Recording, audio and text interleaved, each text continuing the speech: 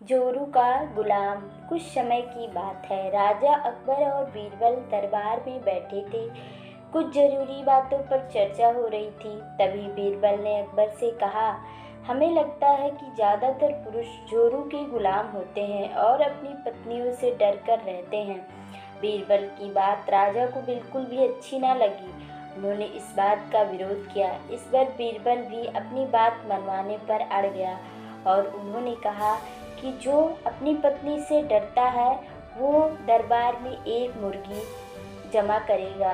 तो उस दरबार में आकर बीरबल के पास एक मुर्गी जमा करवानी होगी। फिर क्या था, देखते ही देखते बीरबल के पास ढेरों मुर्गियां इकट्ठा हो गई और सैकड़ों मुर्गियां महल के बगीचे में घूमने लगी।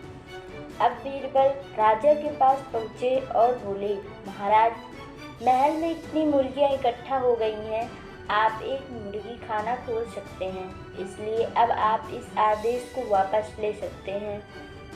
मगर महाराज ने इस बात को गंभीरता से नहीं लिया और महल में मुर्गियों की संख्या धीरे धीरे और भी ज़्यादा बढ़ने लगी। इतनी अधिक मुर्गियां महल में जमा होने के बाद भी अब राजा अकबर बीरबल की बात से अभी भी सहमत ना हुई।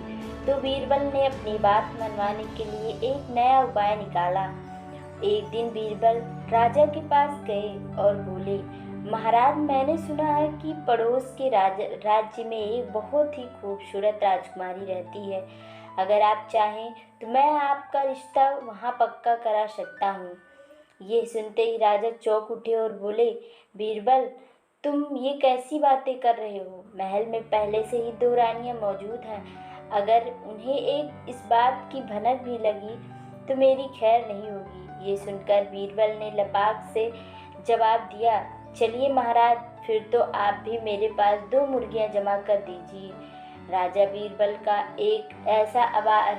बीरबल का ऐसा जवाब सुन देखते रह गए और उन्होंने अपना आदेश वापस ले लिया। इस कहानी से हमें सीख मिलती है, बातों की चतुराई से हम किसी भी बात को मनवा सकते हैं। कहानी अच्छी लगी तो लाइक, शेयर और सब्सक्राइब करें। Thank you.